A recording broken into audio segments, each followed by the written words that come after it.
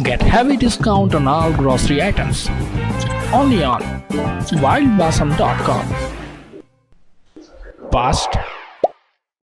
No, it's super fast. Uttar Pradesh की राज्यपाल आनंदीबेन पटेल का आज देवरिया आगमन हुआ। आनंदीबेन पटेल ने पुलिस लाइन स्थित प्रेक्षागृह में विभागीय और स्टेक होल्डर बैठक को संबोधित किया। देवरिया आगमन पर जिलाधिकारी अमित किशोर ने एकल पुष्प देकर राज्यपाल का स्वागत किया। इसके बाद पुलिस लाइन में कृषि एवं विकास पर आधारित प्रदर्शनी का अवलोकन करने के साथ ही फीता काटकर नवनिर्मित प्रेक्षागृह का लोकार्पण व शिलालेख अनावरण किया गया। प्रेक्षागृह में आयोजित विभागीय एवं स्टेक होल्डर बैठक के दौरान उन्होंने राष्ट्रीय आजीविका मिशन, प्रगतिशील कृषकों, प्रधानमंत्री आवास योजना शहरी एवं ग्रामीण के लाभार्थियों से संवाद किया। इस दौरान आकांक्षा समिति कृषि, NRLM, प्रधानमंत्री आवास शहरी एवं ग्रामीण एवं क्षय रोग से जुड़े विभागों के अधिकारियों द्वारा अपने कार्यों का प्रस्तुतिकरण भी किया गया। स्वयं सहायता समूह की महिलाओं को 3,56,25,000 का प्रतीक चेक भी राज्यपाल द्वारा दिया गया। उत्तर प्रदेश की राज्यपाल आनंदीबेन पटेल ने कहा कि गरीबों के सिर पर छत का जो सपना आजादी के 60 से 65 साल बाद भी पूरा नहीं हो सका था, अब जाकर साकार हो रहा है। राज्यपाल ने कहा कि एक आदमी का सपना होता है कि उसके सिर पर छत हो, वह अपनी पूरी कमाई इसमें लगा देता है। गरीबों के इस दर्द को प्रधानमंत्री बखूबी समझते हैं। सरकार सिर्फ सिर पर छत ही नहीं दे रही है, बल्कि उज्ज्वला योजना के तहत रसोई गैस भी दे रही है। घरों में बिजली कनेक्शन के साथ ही शौचालय भी बन रहे हैं।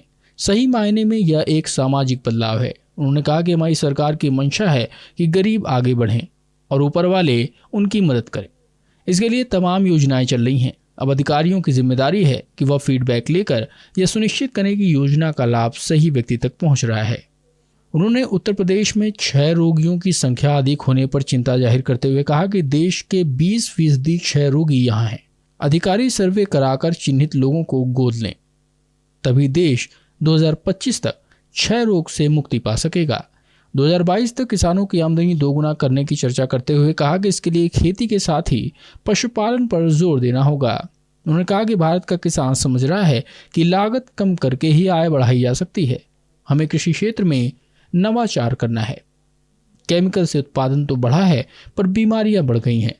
अब हम फर्टिलाइजर का उपयोग कम करें, पशुओं के गोबर से बनी खाद का उपयोग करेंगे तो खेती की उर्वरा शक्ति भी बरकरार रहेगी और बीमारियां भी खत्म होंगी।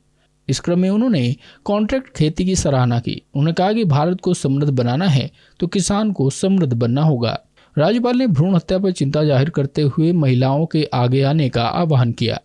उन्होंने कहा कि योगी सरकार बेटी बचाओ बेटी पढ़ाओ जैसा महत्वपूर्ण कार्यक्रम चला रही है। यदि लड़कियों के लिए चल रही योजनाओं की जानकारी लोगों तक पहुंचेगी तो भ्रूण हत्या पर विराम लग जाएगा।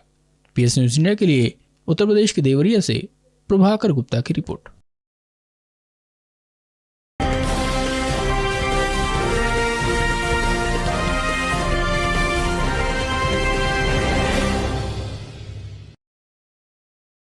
Get heavy discount on all grocery items.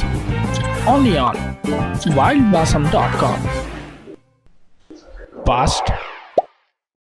No, it's super fast.